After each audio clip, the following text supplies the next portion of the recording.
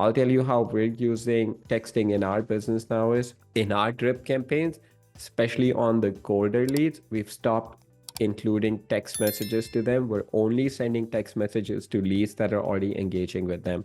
So if we have a lead that, let's say said, hey, I'm interested in selling my property, reach out to me in 6 months or so.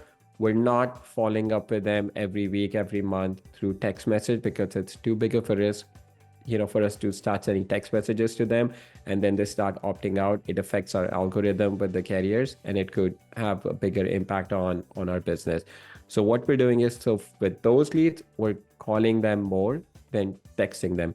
Once they're interested in having a conversation with us, once they say, okay, I'm ready, and we start actually talking about their property, at that point, we're actually engaging them through text messages, not until they've actually shown interest in a specific property. If they say, reach out to me in 6 months, personally, we're not sending them text messages and following up with them regularly through text message. We're using more of calling than texting in our business. And this is, I'll put this in the chat also. Yeah, so we had put these 180 plus spam messages that you want to avoid. Again, this does not mean that every time you use this message, your message will get blocked, or if you do not use this message, your message will go through. We've noticed some random messages get flagged by the carrier.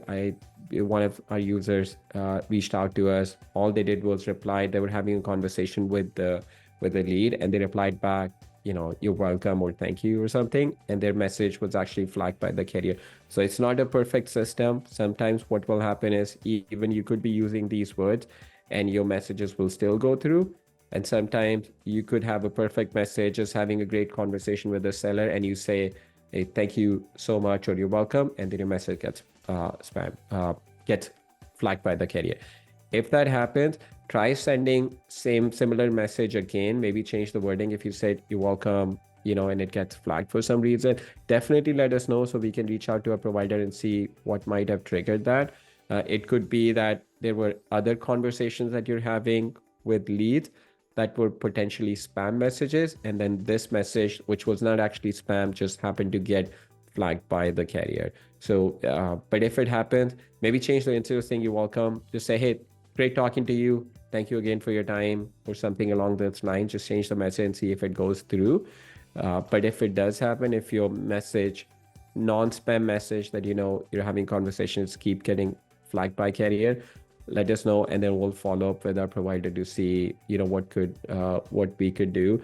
But again, it's not a perfect system. Even if you're not using these messages, any of these words, it could get flagged by carrier, or even if you're using these messages, it could still go through. But you don't want to be including words, especially like real estate related, quick cash offer, or quick deal. Those, you kind of want to avoid those spammy words, because those will definitely get triggered. Your message, those will get your messages flagged by the carrier. Important thing also to keep in mind is the more your messages are getting flagged by the carrier, it starts affecting your trust score that carriers have for each of the company. Because the whole purpose of A2P10 DOCA is that you're registering your company, you're creating a profile with the carriers now, and it's a centralized system that they have. So even if you're using, let's say you're using CallRail and you switch over to Recently, again, you have to register again, but again, it's the same information that you're registering. So your trust score keeps going into, it's attached to your EIN number that you have. So the more you start spamming, the more it starts affecting the company score that you have. And then you could potentially get, suspended by the carrier saying, hey, we're not going to let any messages from this particular company to go through. It's important to make sure it's for a very specific use case that you're getting approved for, and they're using it for that use case. And one important thing is, think of it like this. If you were to get audited by a carrier, right? Let's say if you're sending text messages to a lead and you're following everything. So think of it like, if you were to get audited, can you prove that the person that you're sending messages to, they actually opted in, you had the proper opt-in language, they opted in, and you're only sending messages that are within the use case. So always be thinking about that.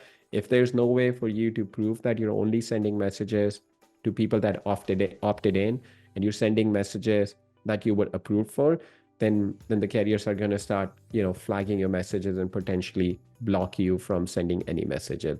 And then this is something you cannot switch from simply to another provider and then get that fixed, because once you get blocked at the company level, then you're blocked across all the different companies. We haven't seen it happen to anyone, but that's kind of the direction things are going in, with these fines coming in up to $2,000. And so you have to be very careful with what kind of messages that you're sending out.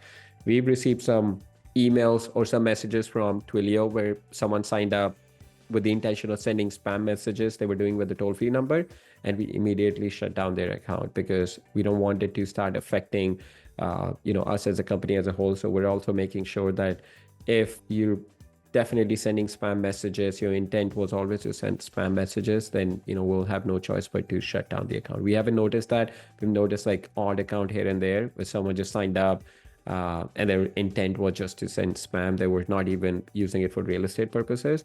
But that's something you have to keep in mind with.